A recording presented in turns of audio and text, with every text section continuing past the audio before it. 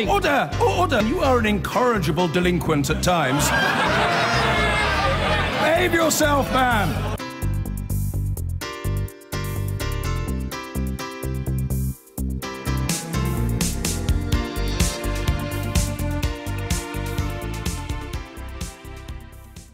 President Trump has thrown his weight behind a fresh Republican bid to repeal Obamacare after an embarrassing setback over his latest effort to replace it.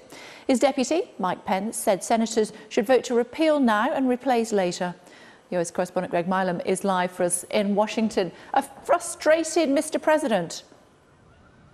Yeah, well, he campaigned on repealing and replacing Obamacare. He said he would do it on day one. Not only him, but Republicans on Capitol Hill have spent the last 7 years saying they will repeal and replace Obamacare. And here they are. They have control of both houses of Congress. They have the White House, and they can't do it. And this is the second failed attempt in the last few weeks. So it's embarrassing for them. It's embarrassing for the president. And they weren't stopped by the political opposition. They weren't stopped by Democrats. This was stopped because enough Republicans couldn't agree. There are conservative Republicans who think this bill didn't go far enough. It was still too much like Obamacare. There are very moderate ones who say it would have been too damaging to the American people. And they are now back to square one. And the president on Twitter is handing out the blame. He said, "We were let down by all of the Democrats and a few Republicans. Most Republicans were loyal, terrific, and worked really hard. We will return." And he also said, as I've always said, let Obamacare fail and then come together and do a great health care plan.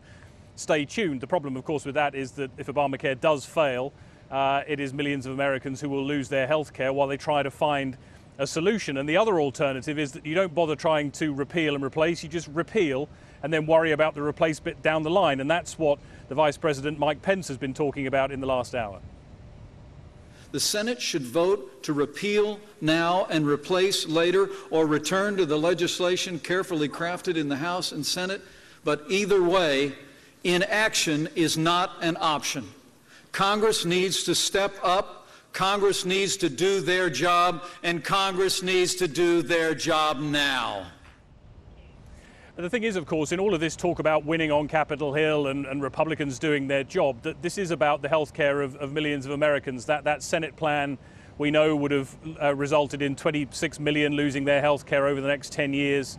And the problem here is that Obamacare, actually, when you look at opinion polls, is increasing in popularity because what it's done, even for people who didn't like President Obama, is expand that coverage, and now they face the prospect of it being taken away, Medicaid, which looks after low-income families, being cut back. And people are uncomfortable about that, and Republicans having to face those voters realize what they would have to say if they supported this. So it's a tricky problem, as it's always been, to provide health care, and for Donald Trump, delivering on a promise, again, is a lot harder than perhaps he thought it would be. OK, for now, thank you. Well, Donald Trump may be the President of the United States, but he's very quickly learning that he can't always have his own way. One of his key election pledges to repeal and replace Barack Obama's healthcare reforms has once again collapsed due to a lack of support in the Senate. Mr. Trump has now said he's happy to just let Obamacare fail, as our US correspondent Cordelia Lynch reports. Been there for now close to 17 Donald Trump shares the table with military veterans, but reflects on a stunning defeat by his own political troops after years of waging war on Obamacare. Disappointed. Very disappointed. I don't think it's dead, no, but I'm certainly disappointed. For 7 years I've been hearing repeal and replace from Congress, and I've been hearing it loud and strong, and then when we finally get a chance to repeal and replace, they don't take advantage of it, so that's disappointing. On the campaign trail, he promised rapid change. When we win on November 8th, we will immediately repeal and replace the disaster known as Obamacare. But it began to look painfully difficult, the leadership unable to satisfy enough moderates and conservatives. Sometime in the near future, we'll have a vote on repealing Obamacare, essentially the same vote that we had in 2015. I would remind everyone that in that proposal, there's a 2-year delay. Removing health care from millions of people without a replacement plan, though, could be another hard sell. Josh Holmes worked for the man behind the new strategy. You know Mitch McConnell very well. Do you think he is in part trying to get this off the table and move on by forcing a vote. Well, you can't force impossible things to happen, right? If people just don't want to vote, they're not going to be able to pass this thing. So, but what's really important from the majority leader and the President of the United States is that they don't allow the entire agenda to become bogged down in this endless discussion over an irreconcilable problem. The party's latest plan is already facing opposition, with 3 senators saying they won't support a vote. That would leave this last-ditch attempt effectively doomed. Donald Trump says he's now willing to just let the current law collapse. The Republican leadership walked a fine line with healthcare, and the president faces tough odds if he chooses to step in. Cordelia Lynch, Sky News, Washington. Now, it was one of his flagship election pledges, yet President Trump has lost his bid to repeal and replace large parts of Barack Obama's healthcare law for the second time, after 2 Republican senators refused to back the proposals. A furious president on Twitter declared Congress should just repeal Obamacare and worry about replacing it later. Kylie Morris is in Washington. Kylie? Yes, Krish, it's all falling apart again. Even though the Republicans have a healthy majority in the Senate, they simply could not agree terms for a new health care bill to protect, safeguard millions of Americans. The president has now said that he is disappointed. It's an unlikely understatement from Donald Trump. And insisting that he will simply allow Obamacare, the Affordable Care Act, to fail without immediately coming up with a replacement. Now, that is as perilous as it sounds. Potentially 32 million Americans without health care by the end of next year. Now, he's been trying to spin this as a kind of a win. Let's hear what he's just said about the vote. We have 52 people. We had 4 no's. Now, we might have had another one somewhere in there, but essentially the vote would have been pretty close to, if you look at it, 48-4. That's a pretty impressive vote by any standard. Now, the GOP desperately needs an actual win, not nearly a win. They've had problems with healthcare. They've had problems with other promises like tearing up the Iran deal. And, of course, on immigration, the Trump travel ban is still stalled before the courts. Now, Afghanistan was not on the list of Muslim majority countries affected by the ban, but a group of young roboticists from that country have become a kind of cause célèbre for those worried about hardline immigration from Washington. They had a very difficult journey here to the United States. We went along to meet them when they began their competition. The spanner-wielding young women of Herat fought off hostility at home and abroad to win the chance to maneuver their robot onto the world stage. Even here, among the teams of teens from nearly 160 other countries, they stand out. Most competitors are boys. And Fatima says the other teams are better prepared. We can't see into the future. We had to wait to know we had our visas, so we have to wait to see whether we win. The other teams had 4 months to get ready, and they've got simple robots, not like ours. The US twice turned down the girls' visa applications, and they faced disapproval and threats in their religious and conservative hometown of Herat. Of course, when we go home, we might face problems from ordinary people. We've already had threats, because people don't think it's right that girls do something like this. But we've been able to continue because of the support of our families. They want us to fulfill our dreams. While the girls revved up their engines, the president was sitting in a fire truck on the White House lawn just around the corner. Where's the fire? Trying to accelerate American manufacturing, even as he puts foreign policy into reverse. When the girls' team became ensnared by his own tough rhetoric on immigration, the president personally intervened to allow them into the country. But we have very special thanks and grateful from President Trump because he make it happen. But didn't he make it not happen too? I mean, I know, he might have done the right thing in the end, but the truth is he's made it way more difficult for anyone to come to the US, including Afghans. Yes, but we know that there is a politics going on and there is a very limited number of the visa for Afghan citizens, and which of course is very upsetting that we can see it because we have a very strong relationship with the United States, and I hope that the new administration changed their policy and then But now we are happy that we are here. For those who hoped the fight against the Taliban would liberate Afghan women and girls, the appearance ringside of the Afghan team might feel like success. But even as the conflict becomes America's longest war, as old as Fatima herself, the US has declared itself no longer interested in nation building.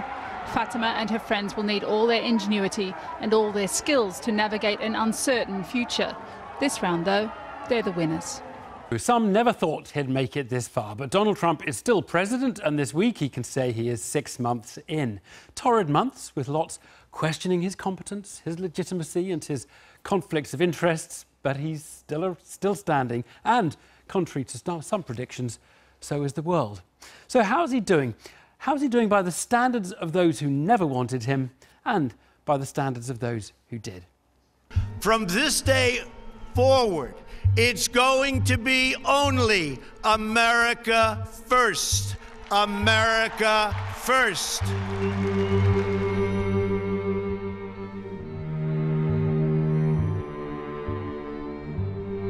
The Secretary of Homeland Security, working with myself and my staff, will begin immediate construction of a border wall.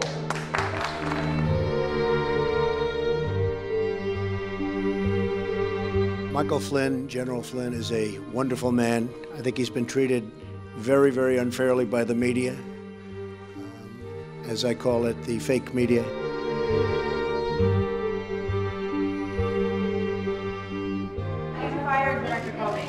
Because he wasn't doing a good job, very simply. He was not doing a good job.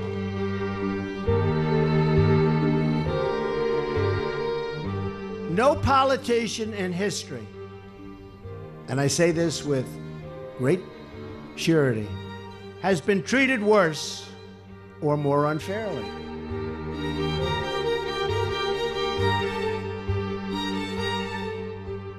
The United States will withdraw from the Paris Climate Accord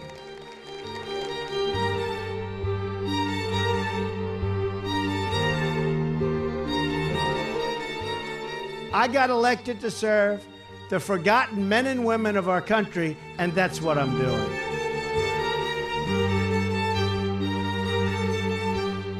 To really prosper, we must lower the tax on business.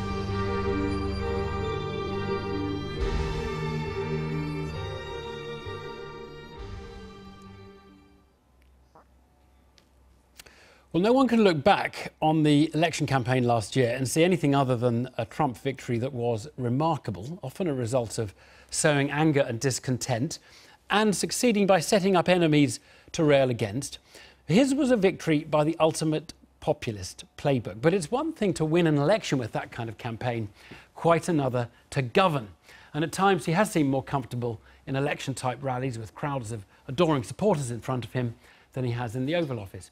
His administration is an extreme experiment in populist policymaking, and it has met challenges such as, especially, the reform of the healthcare system. Just this afternoon, the idea of repealing Obamacare was dropped. The idea now is to let it fail and then return to it. Well, let's start by thinking a bit about the conduct and style of the presidency. Joshua Green is the author of Devil's Bargain, Steve Bannon, Donald Trump and the Storming of the Presidency. I spoke to him a little earlier from New York. Is it right to say there are two Trumps, or at least there's one Trump pulled in different directions by those around him?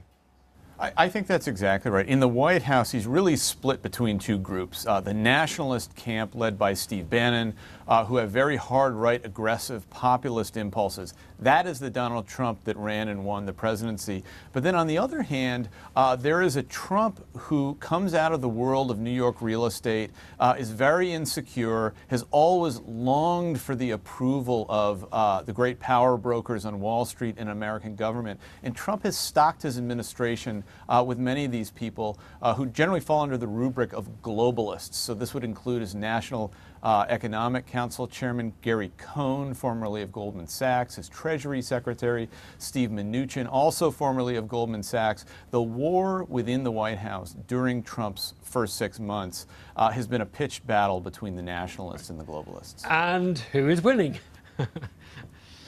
Well, nobody is really winning is the problem. Trump's legislative agenda has all but collapsed with the death of the Senate health care bill. So while there have been some victories for Bannon's nationalists, primarily cracking down on illegal immigration and taking a much harder line against immigrants generally, there haven't been a lot of victories for either camp. And that's a subject of great concern to everybody around Donald Trump, because when things don't go well, President Trump reacts very badly. One of the concerns was there was a sort of a fruitcake fringe who were tying themselves to Trump. In fact, Bannon was sometimes attached to that, and in your book you talk about Robert Mercer, the hedge fund guy who financed Bannon and Breitbart, and who certainly had some wacky people, let's say, that he was supporting beforehand. Have the kind of the grown-ups mostly got a grip in the White House, would you say? No, I don't think that any of Trump's camps of advisors ever have a solid grip on Trump for very long. The cycle we've seen again and again and again, we saw this during the campaign, we've certainly seen it in the White House, is that for a time, advisors will be able to contain Trump, to stop him from tweeting or saying or doing outrageous things, but invariably Trump loses his patience and will go off on a tweet storm, or will do something like firing FBI Director James Comey that plunges his administration back into chaos. And chaos has been pretty much the natural state of Trump's White House these first 6 months. Are there any forces there who think chaos is a kind of a good thing to some extent? It wants to kick things around. It wants to change everything. Is chaos part of the plan? Steve Bannon has always been a big believer that chaos is good, that it helps Trump. It was during the campaign where Trump unleashed chaos day after day after day. The problem is that when you're in the White House, when you're the president, chaos doesn't actually work for very long. What Trump needs to do, and what he's so far been unable to do, is to organize a congressional coalition of his own party members to pass his legislation. Tell us a little about egos in the White House, because it was said that Bannon and Trump fell out when Bannon made the cover of Time magazine. I mean, is that really true? It's absolutely true. I mean, Donald Trump is and always has been deeply insecure, especially about his public portrayal. And after he was elected and Steve Bannon entered the popular imagination as this kind of dark Rasputin pulling the Trump strings, Saturday Night Live here referred to him as President Bannon. This was kind of a running joke. Trump himself took great offense at that, cast Bannon out of his inner circle. The only thing that's brought him back in is the Russia scandal and the fact that that has entangled so many of Trump's senior advisors. Do you think by the end of 4 years there will be something which we will identifiably be able to call Trumpism, that will be the Trump doctrine or the Trump way? I think Trump would like there to be, but it's not exactly clear what that would be. I think Steve Bannon and Trump, the candidate, had a pretty clear idea of what Trumpism would be, and it would be a different third-way kind of populism that was less harsh, more geared toward working-class, ordinary American voters than the typical Republican agenda has been. The problem is that as soon as Trump got into the White House, he took up the same conservative agenda of the politicians whom he just vanquished in the GOP nomination fight, and it is kind of wound up in a cul-de-sac where he can't pass the legislation, it's not popular, and so it's not clear that Trump knows where to turn next. Joshua Green, thank you very much indeed. Thanks. Thanks so much. Well, many of those who voted for Trump voted for change. They've got that. But is it working for them? We sent a camera out to Alexandria in the state of Virginia to see what Trump supporters themselves cite as his biggest achievement to date, foreign or domestic. The best thing, I think, is really trying to tighten the borders and focus on security a little bit more. I'm a Trump guy, but I'm not a Trump behavior guy. But he's doing what he said he was going to do, and the Republican Congress is not allowing him to do the health thing. But other than that, he's doing what no one thought he could do, and no one expected him to do. We just like all of his stands in the Middle East, all of his opinions and sides, and You know, we stand by him not doing the France Accord. We think that's great too, because we don't really believe in climate change. I'm 100% Trump man. I don't know, working on the immigration thing and the tax, getting a new tax law started. Well, obviously health care. I think health care needs to change drastically. Of course, foreign relations, I think, need to improve. And jobs. I'm happy that the stock market is where it is today, of course. I think that might be one of the best things he's done in the last 6 months. Voices from Trump supporters in Virginia. Well, Anne Applebaum is a visiting professor at the London School of Economics, Institute of Global Affairs there, and a Washington Post columnist. Elizabeth Bumiller writes on politics for the New York Times. OK, Elizabeth, you're going to be our domestic affairs person and you're going to be our international relations person. And first thing, because you were something of a critic, you were not a fan when in the election campaign. Has he settled into something a bit more conventional than you expected? No. I think the trouble with Trump, as your previous interview alluded, is that he hasn't really settled into anything at all. Almost every statement he makes about foreign policy can be heard in two ways. He contradicts himself. On Europe, it's very interesting if you listen to the speech he made in Warsaw about 10 days ago.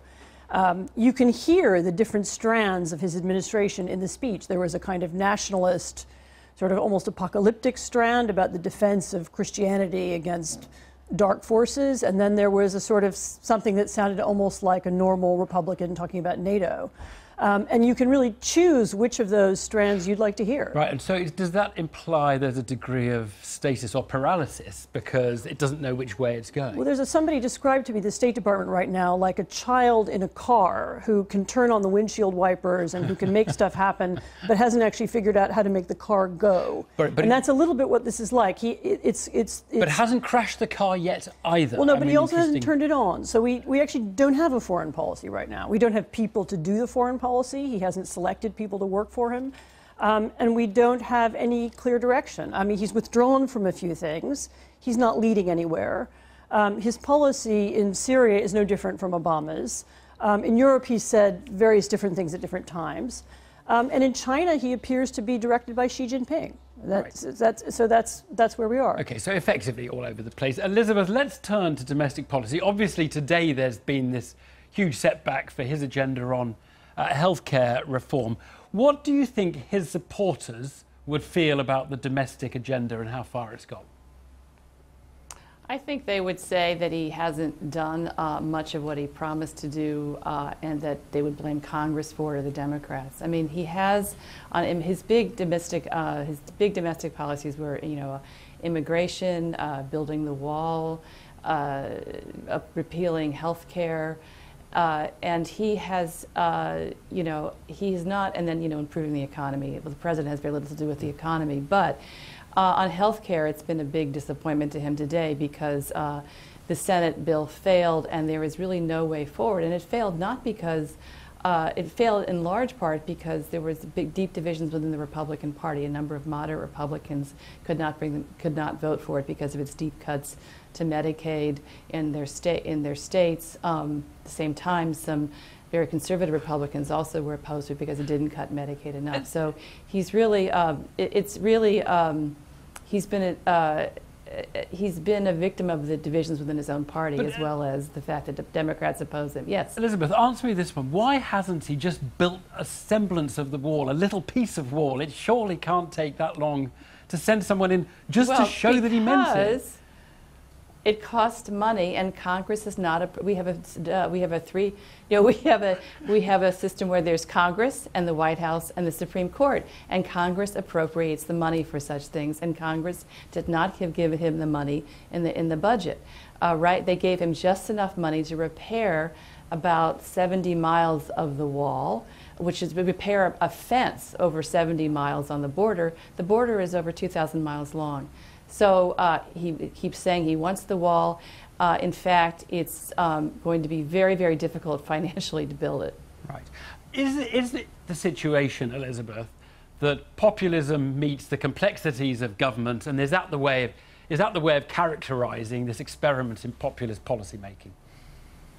Well, I think also what happens is that Trump had no experience in government before. He ran his own company. It was a family business, and in that kind of a situation, what the chief executive says goes.